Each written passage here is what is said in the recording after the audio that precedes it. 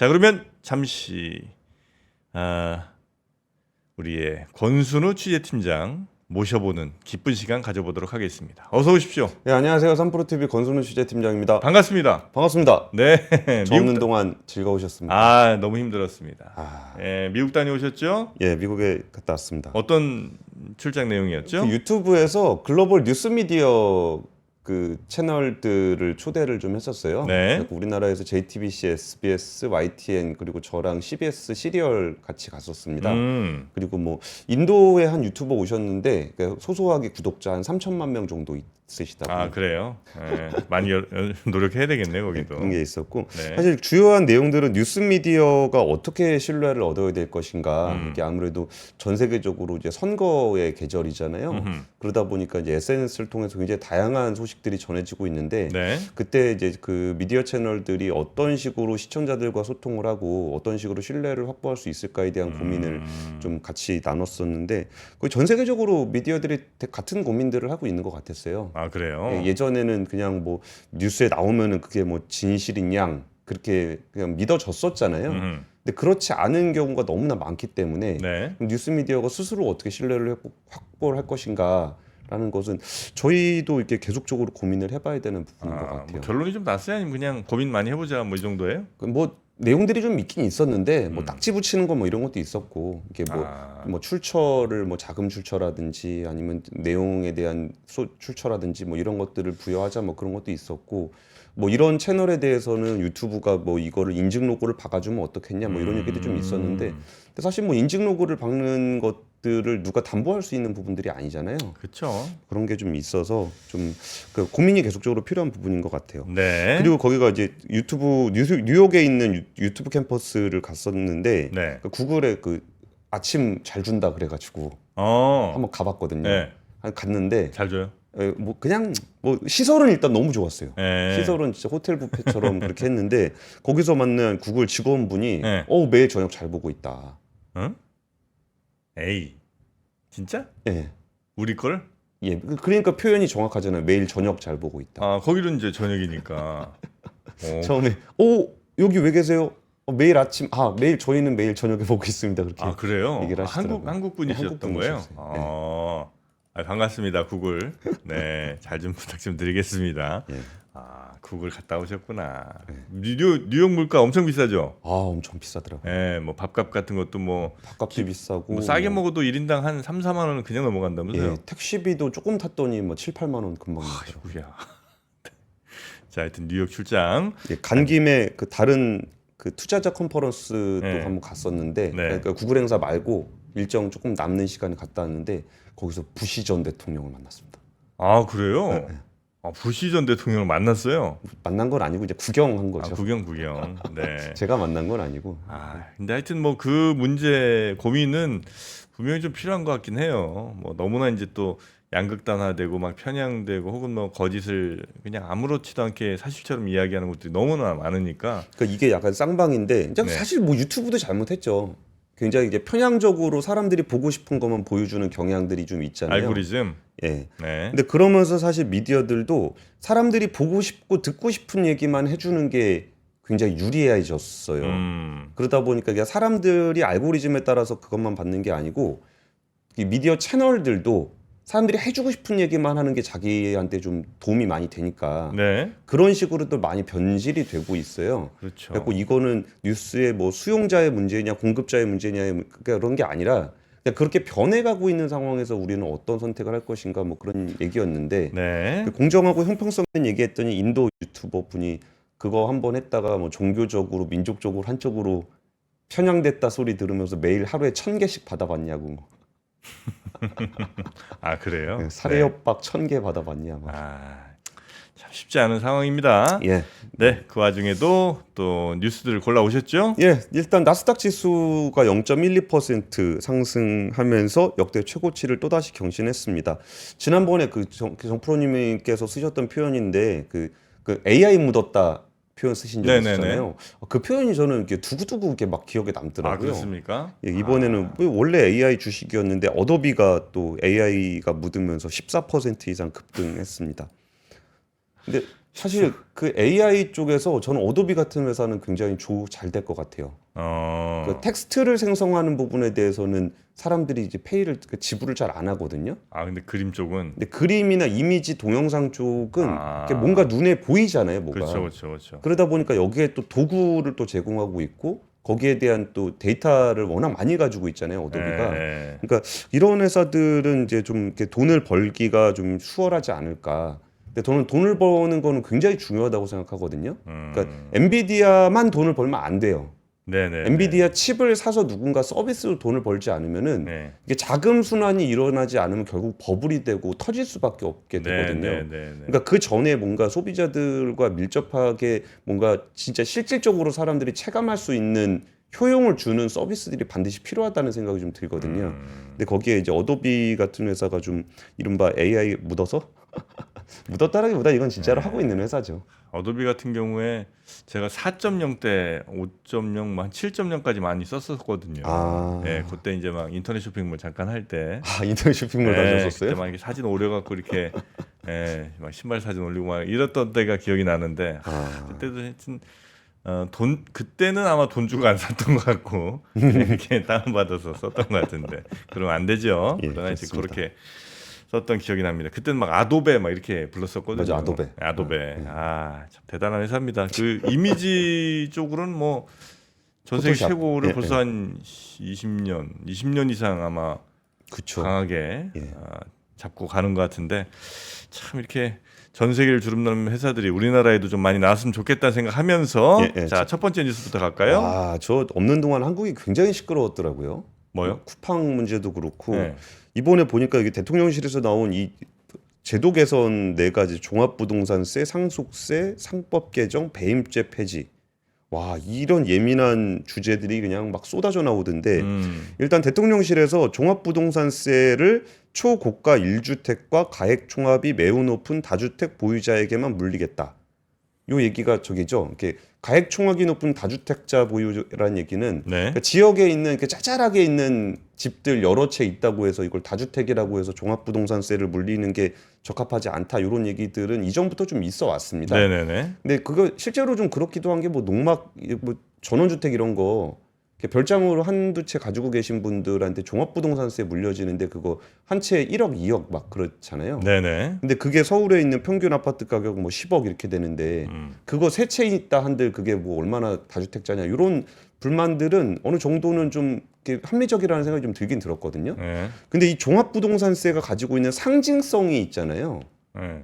뭔가 다주택자에 대한 약간 징벌적 그 세금 부과라는 그런 측면들이 있어가지고 굉장히 정서적으로 건들기 어려운 세제인데 네. 이거를 또 이제 한번 개선을 하겠다라고 좀 얘기를 했고요. 종부세, 상속세, 상법 또 배임 관련된 예.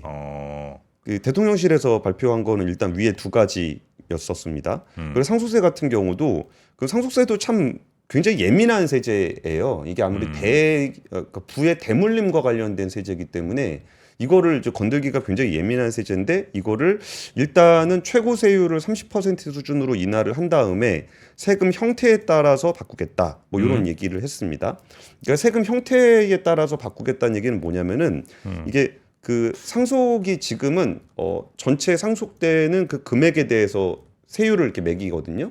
근데 여기서 뭐 대주주의 거기에 뭐 할증 이런 것까지 적용하면 60%까지도 상속세가 매겨져요. 네. 근데 그런 식으로 하는 게 아니고 일단은 상속세율을 일괄적으로 30% 정도 수준으로 인하를 한 다음에 이게 뭐 가업 같은 경우는 그 자본이득세 형태로 바꾸겠다라는 건데 그러니까 물려받을 때는 세금 안 내고 예. 나중에 혹시 얘를 회사를 처분하거나 지분을 넘길 때 맞아요. 요때는 이제 세금을 곧 낸다. 예, 돈으로 이제 확보하게 되는 순간에 세금을 매기는 그런 네. 방식입니다.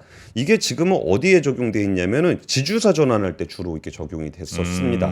지주사 전환할 때 이게 그 뭐 지배구조의 투명성을 위해서 지주사로 바꾸라 그러는데 네. 이거를 이제 주식을 사고 팔고 하는 과정에서 대주주한테 할증 과세가 매겨지거든요. 네. 그러니까 그때 안 매기고 나중에 주식 팔 때 매기겠다. 이게 자본이득세고요. 유산취득세 같은 경우도 이제 상속재산 전체에다 매기는 게 아니라 받는 사람 기준으로 이렇게 내 받는 거 기준으로 바꾸는 게 유산취득세거든요. 뭐 이런 식으로 이제 바꾸는 그런 내용들이 아빠가 한 담겨 있습니다. 50억 이렇게 물려주면 이제 50억에 대해서 지금 이제 유산에 대한 상속세를 내는데 예, 예. 애가 한 세쯤 되면 이제 한 16억 이렇게 나눈 거에 기준으로 세금 매긴다. 그렇죠. 네. 형태를 바꾸는 그런 방식입니다. 그래서 이런 내용들이 이제 어떻게 진행이 될지는 굉장히 뜨거운 화두가 될 겁니다. 이게 종합부동산세라든지 상속세가 이게 있어야 되는 어떤 그 감정적인 측면과 구조적인 측면이 뭐 필요한 이유가 분명히 있습니다. 네. 그리고 여기서 개선이 필요한 부분들도 어느 정도 있는데 이게 워낙 좀 예민한 세제다 보니까 이게 전반적으로 개선하기가 되게 어려웠었어요. 근데 이번에 대통령실에서 이거를 이렇게 깃발을 들고 나타난 것은 좀 이게 뭔가 좀 되게 시대적 화두로서 한번 자리 잡게 되지 않을까라는 네. 생각이 좀 들어서 한데 이게 또 야당하고 또 협의가 돼야 되는 거 아니겠습니까?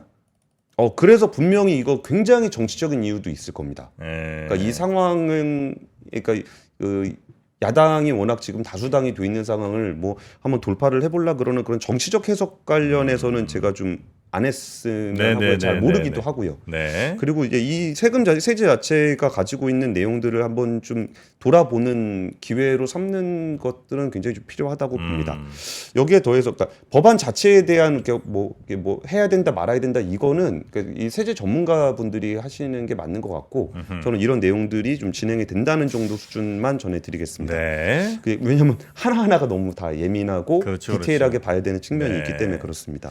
요건 한번 저희가 전문가분들 모셔서 세제 관련해서는 어떤 게 더 논리적으로도 맞고 실제 적용하는데도 더 좀 바르게 이 사회를 좀 작동하는데 필요한 건지 좀 여쭤보도록 하겠습니다. 그리고 이거 은근히 통짜로 보지 말고 네. 부분 쪼개서 보면은 개선해야 되는 부분들에 대한 사회적 합의가 이루어질 수 있는 부분들도 있을 거예요. 그렇죠. 예. 예. 그러니까 이거를 이렇게 딱 진짜 정치적으로 이 법 제목이 가지고 있는 상징성 때문에 아무것도 못 건드는 경우가 많거든요. 근데 사실 개정을 하게 되면은 뭐 진짜 여기서 뭐 부자 감세 해가지고 부자들 혜택 주자 이런 거 주장하는 사람은 있을까요? 아니 뭐 계신 것 같은데. 아 그래요? 네. 세수도 부족한데 지금 이런 식으로 뭐 얘기에 대한 얘기가 좀 있더라고요. 아니. 그러니까 부자 감세를 하자고 주장하는 사람이 있냐라는 거죠. 그러니까 부자 감세라고 비판을 하는 사람들이 그쵸. 예. 그러니까 부자 감세를 해야 됩니다. 뭐 부자들한테 왜 세금을 더 걷습니까?라고 주장하는 사람은 없을 거다라는 거죠. 그래서 그 내용들을 한번 살펴보는 건 필요하다고 보고요. 그 상법 개정 관련해서는 우리가 항상 이야기했던 그 382조 3항 이사의 충실 의무. 그러니까 직무에 대해서 충실하는데 중요하죠. 뭐 대주주에게만 충실하면 어떡하냐. 소액주주하고 이제 비례적 이익에 대해서 충실하라라는 내용의 상법 개정안인데 이거를 개정하자 그러니까 이제 기업계에서 반발이 좀 심하다는 거예요. 그래가지고 이거를 이렇게 상법 개정해가지고 뭐 주주이익을 비례적으로 보호하지 못했다라고 했을 때 이게 단순히 뭐 문제가 되는 정도가 아니라 우리나라 배임은 형사처벌 대상이잖아요. 그러니까 이것 때문에 안 된다라고 하도 주장을 하니까 이복형 금도원장이 그러면은 배임의 형사적 배임 쪽을 폐지하는 건 어떻겠냐. 그러니까 왜냐하면 민사적인 건 할 수 있거든요. 그러니까 주주들이 이제 이사회 보드 멤버들을 대상으로 해서 민사적으로 할 수 있으니까 형사적인 부분만 폐지를 하면서 아니면은 이게 조금 더 과중해서 처벌하는 부분들을 좀 수정을 해서 상법 개정과 엮어서 이걸 하면 어떻겠느냐라는 제안을 내놨습니다. 그래서 이 내용도 좀 상당히 예민한 그 법안 개정 내용이 되지 않을까 싶은데 사실 이거 이렇게까지 예민할 문제인가 싶기도 해요. 이 상법의 비례적 이익 이게 배임이냐 아니냐를 뭐 법으로 따지기는 굉장히 어렵겠지만 그동안 우리가 상법 개정에 대해 주주의 비례적 이익 보호를 이야기했던 거는 너무나 명백하게 대주주이익에 그러니까 대주주 이익만을 보호하기 위해서 이 사회가 결정했던 부분들 그런 부분들에 대한 얘기를 하고 있는 거거든요. 그러니까 일상적인 경영 판단에 대해서 이 상법 개정을 얘기하는 사람은 거의 없습니다. 꼭 반대 논리를 대려고 여기서 뭐 이거를 경영적으로 이렇게 판단한 부분을 가지고 이거에서 이사한테 무슨 다 형사처벌 물리고 민사적 처벌 물리면은 이 사회가 어떻게 의사결정을 하냐 이런 식으로 주장하는 분들이 있는데 그런 거는 사실 얘기도 안 해요. 그렇죠.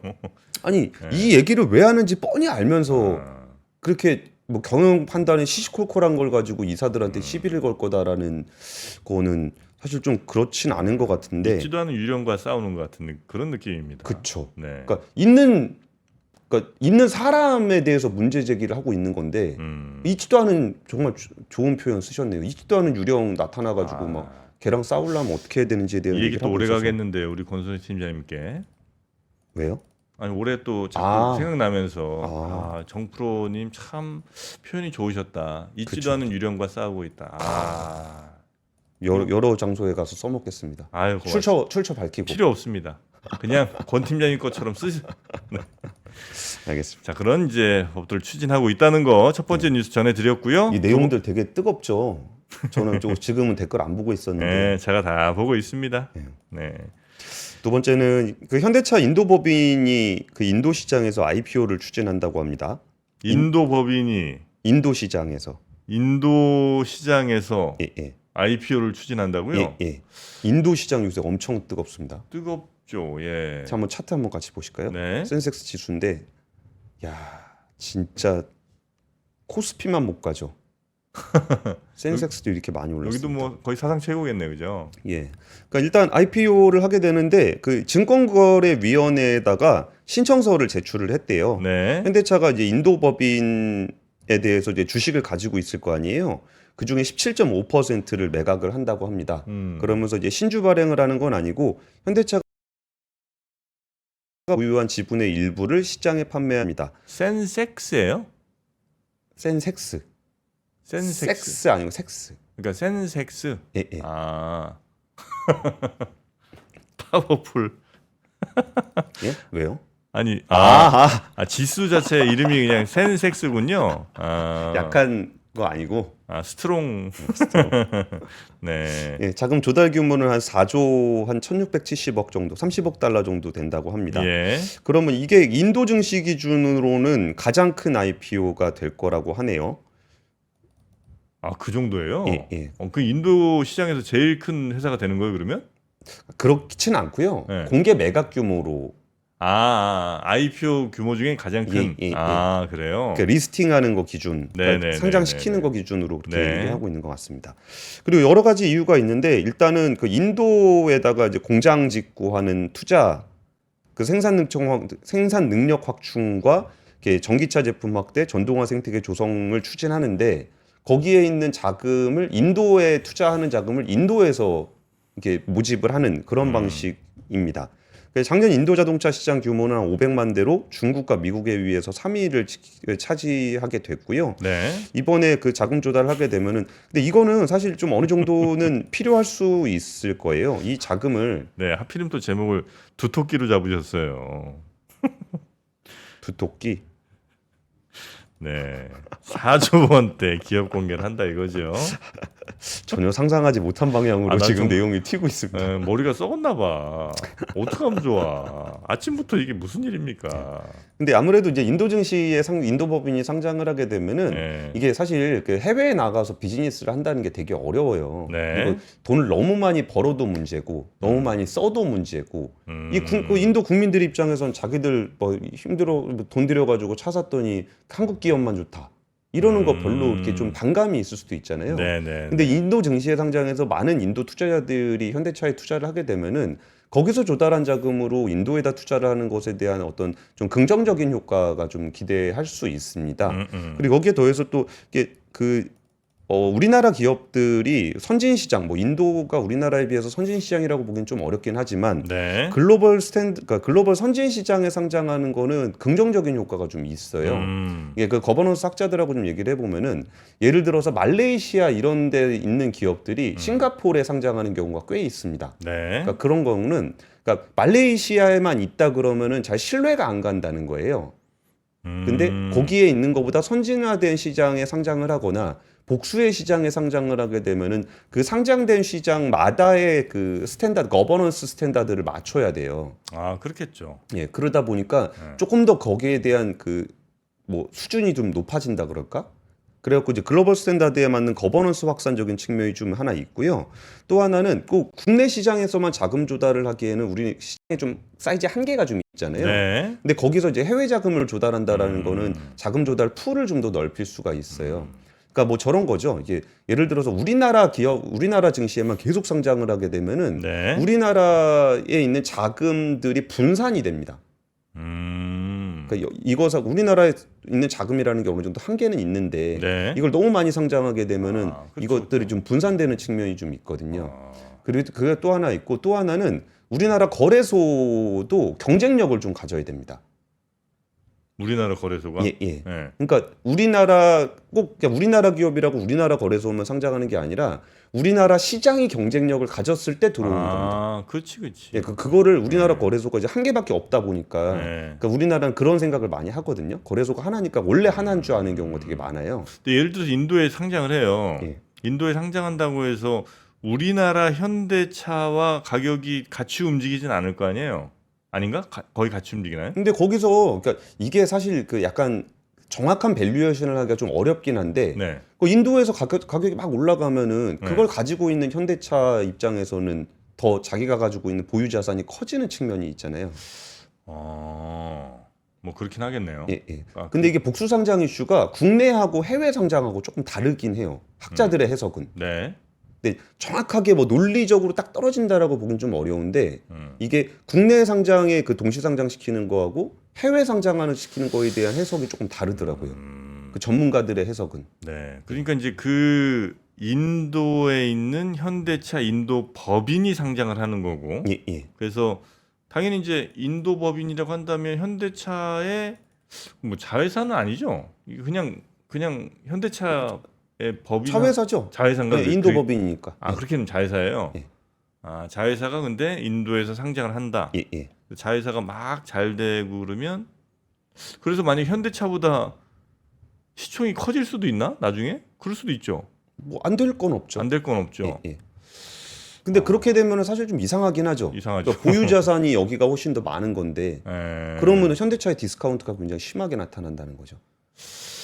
알겠습니다. 근데 그게 좀 얘기 길어지는데 그 얘기하면은 예. 국내 기준으로 봤을 때 왜 동시상장의 디스카운트가 발생하는가에 대한 되게 이론적인 배경들이 이렇게 있거든요. 예. 근데 거기서 한국에서 사게 됐을 때 한국 사람이 한국 걸 가지고 사는데 두 개가 상장이 돼 있으면 수요가 분산된다라는 이론적인 설명이 있어요. 네. 그러니까 예를 들어서 LG 화학이 있고 LG 엔솔이 있는데 두 개가 같이 있을 때는 이거 하나만 사면 되잖아요. 네네. 근데 이걸 분산을 시키다 보니까 이것도 사고 이것도 살 수 없으니 여기서 수요가 이쪽으로 가기 때문에 분산이 되면서 디스카운트가 된다라는 이론적 설명이 있거든요. 네. 그러니까 그거에 따르면 해외 상장 같은 경우는 인도 투자자가 인도 주식을 사는 거기 때문에 국내 투자자가 현대차를 안 사고 인도 가서 살 가능성은 좀 적잖아요. 그래서 그런 부분들은 이론적으로는 말은 그렇게 해요. 네네. 실제로 어떻게 되는지는 또 시장의 가격이라는 거는 수요와 공급에 따라 결정이 되기 때문에 이론적으로만 설명하는 데는 조금 한계가 있습니다. 어찌 보면 기업들 입장에서는 경쟁력 있는 그리고 제대로 가치 평가받는 그런 시장에 상장하고 싶겠네요. 그렇죠. 그죠? 예. 근데 뭐 미국 시장에 잘못 나갔다가 민사소송 엄청 두드려 맞고 이럴 수도 있는 거고. 그러니까 그쪽에서 민사소송 두드려 맞지 않기 위해서 한국의 거버넌스를 좀 더 충실하게 가져가야 되는 효과도 있고 뭐 그렇습니다. 자, 인도차 현대법인이 인도 시장에 인도차 현대법인이래. 현대차 인도법인이 인도 시장에 상장 추진한다는 소식 두 번째로 전해드렸고요. 세 번째 소식입니다. 예, 세 번째 소식은 HD 현대오일뱅크가 국내 최초 지속 가능 항공유를 수출했다. 뭐 이런 얘기인데 뭐 이게 대단한 얘기는 아직은 아닙니다. 네. 근데 의외로 우리나라가 세계 1위 수출 품목이 많은데 그 중에 하나가 항공유입니다. 우리나라가? 예. 제일 많이 수출해요? 우리나라 되게 석유 수출 많이 하는 나라입니다. 그러니까 많이는 하는데 항공유도 많이 해요? 예, 항공유 1위 국가입니다. 그래요? 그러니까 2위가 미국, 3위가 네덜란드. 근데 우리나라가 2022년 기준으로 1,080만 톤, 미국이 848만 톤, 네덜란드가 772만 톤. 네. 그러니까 우리나라가 꽤 많이 합니다. 근데 지속 가능 항공유가 뭐냐면은 우리가 이제 녹색 전환을 하는데 자동차는 전기차로 바꾸면 돼요. 네. 근데 비행기는 안 돼요. 비행기는 배터리 싣고 다니기에 배터리가 너무 무거워요. 그렇죠, 그렇죠, 그렇죠. 그래가지고 여기는 전 세계적으로 야 이거 항공기는 아무리 봐도 이거는 좀 배터리 아닌 것 같다. 그래가지고 SAF라고 이제 지속 가능 항공유라는 거를 쓰도록 하고 있어요. 지속 가능 항공유는 뭐예요? 예, 그러니까 바이오로 만든 항공유. 아, 그러니까 폐식용유 가지고 만든 항공유를 많이 써요. 조금 오염물질이 덜 나오는 모양이죠? 예, 훨씬 덜 나옵니다. 한 아. 80% 정도 절감할 수 그래요? 있습니다. 그래갖고 이걸 하는데 국가별로 한번 살펴보면은 이게 머지않아서 2025년 기준으로 SAF를 2% 사용하도록 하고 50년에는 70%로 올라갑니다. 근데 2%가 생각보다 작지 않을 뿐더러 2%라는 수치가 굉장히 의미가 있는 거는 어쨌든 항공유, 지속 가능 항공유의 산업적인 기틀이 갖춰져야 된다는 거예요. 네. 이게 2%를 하려 그러면은 어떻게든 만들어내야 됩니다. 이게 중요한 거예요. 그러니까 있는 거 가지고 대충 쓸 수 있는 게 아니라 네네. 아예 산업을 만들어야 된다라는 게 중요한 거고 미국, 중국, 일본 이거 다 합니다. 우리나라에서도 GS 칼텍스가 대한항공과 SAF 실증 사업하고 있고요. HMM의 바이오디젤 실증 사업하고 있습니다. 이번에 현대오일뱅크가 마루베니 상사에다 SAF 수출했고요. SK이노베이션도 26년 상업 생산을 목표로 하고 있습니다. 근데 여기서 좀 되게 중요한 포인트 몇 가지 좀 집어드리고 싶은 게 있는데, 네. 그러니까 여기서 그 GS 칼텍스가 이제 같이 하는 회사가 핀란드의 네스테라는 회사가 있어요. 여기가 세계 최대 바이오디젤하는 회사거든요. 네. 근데 여기에 싱가포르에 있습니다. 음. 핀란드 회사인데 싱가포르에 있어요. 핀란드 회사인데 싱가포르에 있어요. 예, 왜 싱가포르에 있냐면은 네. 그 아까 폐식용유를 주로 사용한다고 예, 했잖아요. 폐식용유가 가장 많은 나라가 어딜까요? 싱가포르. 중국이죠. 아씨. 네. 어지간히 먹잖아요. 아, 그렇죠, 그렇죠. 예, 그 많은 인원이 엄청나게 기름을 쓰잖아요. 거긴 잘 폐기 안 하는 것 같은데.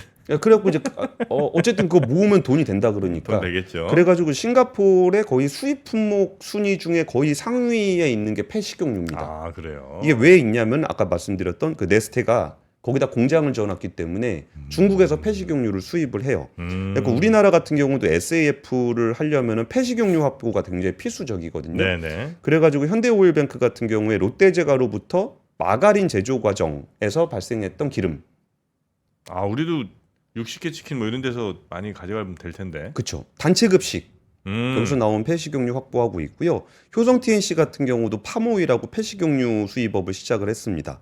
그리고 DS 단석이라는 회사가 있어요. 여기가 폐식용유 기준으로 우리나라에서 제일 많이 확보하고 있거든요. 여기가 글로벌 패스트푸드 업체 두 곳, 거기 패스트푸드 패스트푸드, 맥도날드. 요런데 네. 거기서 감자 튀기고 뭐 그런 거 아, 네. 그거 다 모이잖아요. 그거 쪽하고 유통업체, 공공기관 이런 데서 수거하고 있는데 요 산업도 이제 폐식용유 뭐 이제 뭐 버리고 뭐하고 하는 것들이 이제 순환자원화 할 때 이 식용유 쪽은 SAF 쪽으로 굉장히 많이 가게 될 거예요. 그래서 이게 아까 설명드렸던 것처럼 이것도 중국이 문제예요. 네. 워낙 폐식용유가 많기 때문에 우리나라가 지금 항공유 1위 국가지만 네. 2025년 이후에는 굉장히 순위가 떨어질 가능성이 있어요. 이 폐식용유 같은 경우도 이게 어느 정도 초기에는 좀 지원이 좀 필요하거든요. 네. 근데 이게 중국과 경쟁을 했을 때 경제성을 확보하기가 쉽지 않을 수 있으니 여기에 우리나라가 정유 기술이 워낙 좋으니까 이 부분에서도 좀 빠르게 좀 진출을 해서 네. 이것도 좀 대응을 잘 해야 될 만한 산업인 것 같아서 좀 네, 소개를 해드리고 알겠습니다. 싶었습니다. 아, 저는 그 아까 그 두 번째 뉴스에서 아직도 좀 약간 헤어나지 못하고 있는데 예. 어쩌면 우리 기업들이 예전에 왜 우리 뭐 필라 같은 회사가 이탈리아 원래 본사였는데 이제 우리 아예 이제 한국 필라가 사버렸잖아요. 예.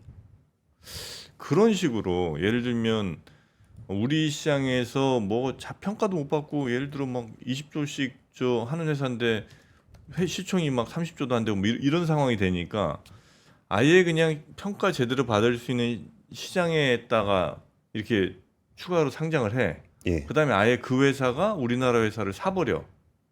이런 본사를 사버리는 방식? 이런 식으로 옮겨가는 건 아닐까 하는 약간의 그 걱정? 왜냐하면 이제 점점 우리나라는 어쨌든 인구도 줄고 하여튼 뭔가 희망이 좀 하나하나 좀 잘 안 보이는 것 같은 그런 느낌이니까 기업들이 그런 식으로 혹시 대응하는 건 아닐까 하는 가장 누구보다 빠르게 대응할 거 아니에요? 자신들이 살기 위해서. 와, 근데 그거는 뭐 상상도 안 해본 일인데 네. 예를 들어서 현대차가 있고 여기가 83% 지분을 갖고 있는 거잖아요. 네. 자회사에. 네. 근데 13%밖에 안 상장이 돼 있는데 얘가 오히려 본사를 산다? 그렇지. 왜냐면 이제 거기가 점점 이제 시총 커지고 뭐 이러면서 네. 뭐 맘먹으면 어떻게든 어떤 방식이든 하겠지. 뭐 어떤 거래를 통해서든 그렇게 해서 서서히 옮겨가려는 것은 아닌가 하는 그 걱정을 정부는 또 하고 있다는 겁니다. 이런 글로벌한 감각 같은 게 있지 않으면 이런 판단까지 하기 쉽지 않았을 텐데 말이죠. 예, 부단하신 것 같습니다. 네. 자, 하여튼 걱정도 글로벌하게 하고 네. 있는 정프로였고요. 또 뉴스3 오랜만에 우리 또 권순우 기자님과 함께 정리를 한번 쭉 해봤습니다. 어떻게 아직 여독이 풀리진 않으셨죠? 오늘 새벽 1시에 일어났습니다. 쉽지 않아요. 네, 시차적으로 할 만하면 이제 돌아오는 그런 정도 상황이라. 자, 하여튼 오늘도 잘 보내시고 내일 아침도 좀 부탁드리겠습니다. 예, 감사합니다. 고맙습니다. 박근영, 이선영, 사경인, 염승환 투자 마스터들의 세심한 케어로 건강한 투자 습관을 만드세요. 3프로 멤버십 3프로 앱에서 확인하세요.